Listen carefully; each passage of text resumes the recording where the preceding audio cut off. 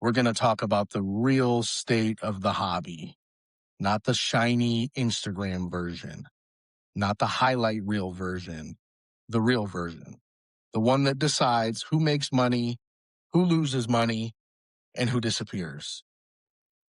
And the place to start is always the same: quarterback hype. Right now, the hobby is built around three names: Drake May, Caleb Williams, and Bo Nix. These are the chase quarterbacks. These are the cards getting pulled, slabbed, and blasted across social media. These are the players people are treating like the next Mahomes before they've even built a resume. And this is nothing new. Every generation of the hobby does this. We crown them before we even confirm they're legit. We speculate on them before we even evaluate that they can do the job. We buy the dream way before the results. And quarterbacks control the market because quarterbacks control hope. Quarterbacks are the face of the franchise. They're the narrative engine. And the hobby has always paid premiums for the illusion of future greatness. But the hobby is also ruthless, because once the games start being played, the fantasy ends and the audit begins. We've seen this cycle over and over. CJ Stroud came in and looked like the real deal. Every single thing went absolutely nuclear. And even with his success, even with real results, what happened? The market cooled. It didn't collapse, but it normalized. Because once a player becomes known, the mystery premium disappears. Then you have cats like Anthony Richardson. Same draft class, same hype cycle, same early pricing frenzy. He had monster tools, he had a huge ceiling, and then boom, injuries, uncertainty, stalled development. What happened then? The market repriced him, and they repriced him fast. No patience, no mercy, same slabs, same sets, completely different evaluation. That's the quarterback lesson the hobby refuses to learn. The market does not reward potential long-term. The market rewards confirmation, wins, playoffs, primetime moments, January football. Everything else eventually reverts. So when you look at May, Caleb, and Bo, what you're really seeing is a live speculation bubble forming in real time. Drake May is the absolute prototype. His prices are already assuming elite outcomes. That means the market is prepaying for a future that hasn't been delivered yet. That is always the most dangerous price zone in the hobby. Because if he's great, the cards will hold. But if he's good, the market will correct. And if he struggles, the market punishes. Now, Caleb Williams has some star power, college fame, social reach. That gives him liquidity. He's in a great market, great fan base, but liquidity is not the same as appreciation. Style does not replace wins. Highlight plays do not replace playoff runs. The hobby history is clear. Legacy quarterbacks get paid, entertainers get rented. Bo Nix is the opposite. Less flash, less hype, more system, more efficiency. That profile has historically aged better in the hobby than people expect. Not explosively, but steadily. Quiet markets with strong fundamentals tend to survive longer than loud markets built on projections. While the hobby is obsessing over which rookie quarterback will become the next superstar, another conversation is happening underneath the surface: trust. And right now, trust in the hobby is under pressure. Scams, altered cards, trimmed edges, fake patches, fake autos, repack manipulation, loaded boxes, unloaded boxes, insider information, backdoor deals. Every few months, another story breaks.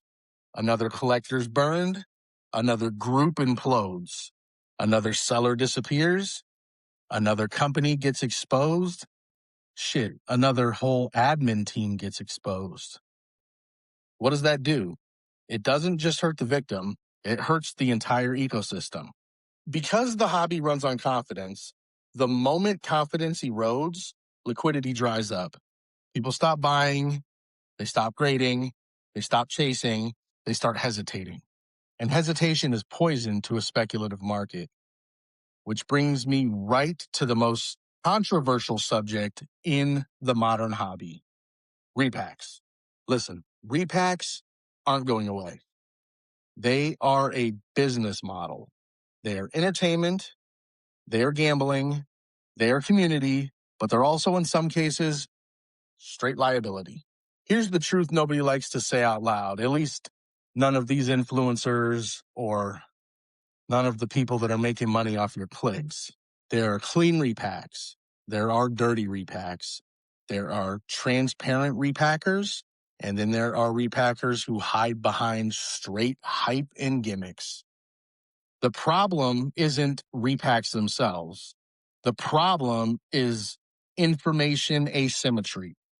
The seller always knows the checklist. The buyer never knows the sequencing.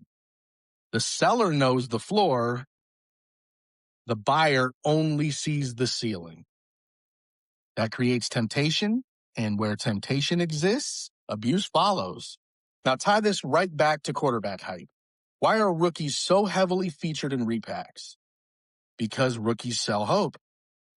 Hope fills rooms. Hope fills breaks. Hope drives bids. Hope makes people ignore odds. And when your chase is built on hope instead of some form of math, your chase becomes really fragile. This is where the scam stories intersect. Because when collectors feel like the deck is stacked, when they feel like the chase is manufactured, when they feel like the hits are curated and the losses are hidden, they start pulling back. And when they pull back, the whole machine slows down. And that's when the market will reset. We've seen it before. Junk wax, grading booms, NFT crashes, meme stock bubbles. Every single speculative market goes through the same cycle. It's pretty simple. Hype, expansion, overconfidence, exposure, and correction. The hobby is no different. Right now, we are 100% in the overconfidence phase. Everyone is a breaker. Everyone is a repacker. Everyone is a content creator. Everyone is an expert. Everyone thinks they're early. Most of them aren't, though. They might be early to the narrative, but they are not early to the price. And the quarterbacks are the clearest example of that. Every cycle, the hobby believes this class is different. Every cycle, the hobby believes this one is safer. Every cycle, the hobby believes this time the hype is justified. And statistically, most of the time, not even close. Maybe out of every 5 quarterback classes, maybe one becomes elite. Maybe 2 become a long-term franchise cornerstone. But most of them, replaceable, forgotten, and in their case, hopefully serviceable at best. But in their rookie year, every single one of them are priced like future legends. The gap between expectation and outcome is where money is made and lost. And the same principle applies to repacks. The ceiling is advertised. The floor is there, but it's covered up. It is definitely hidden. And the average is always ignored. And the average is what determines sustainability. Now sprinkle in some scams on top of that. Sprinkle in some groups where the admins are shady. Shit, you don't even have to have that actually happen. You can just have a bunch of upset members who aren't winning saying that one of the mods and one of the runners are in cahoots together.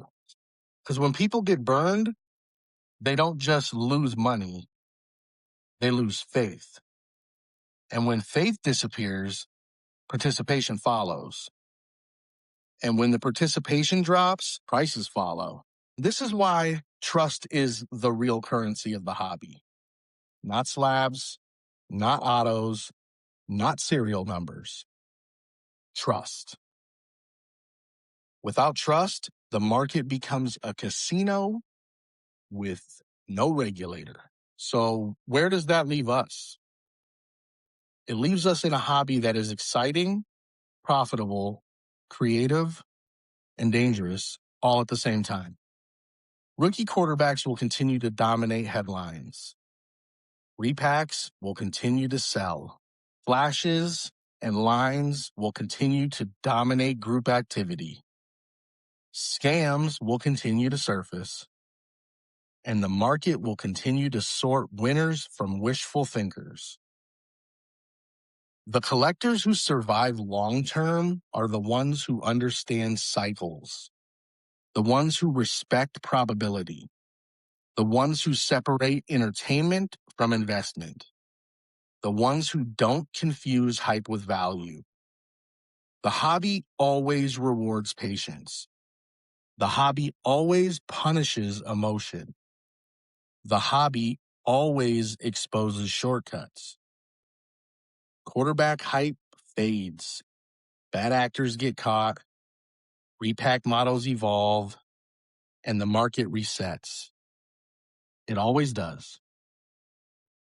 So the only question is, who is positioned right when all of that happens?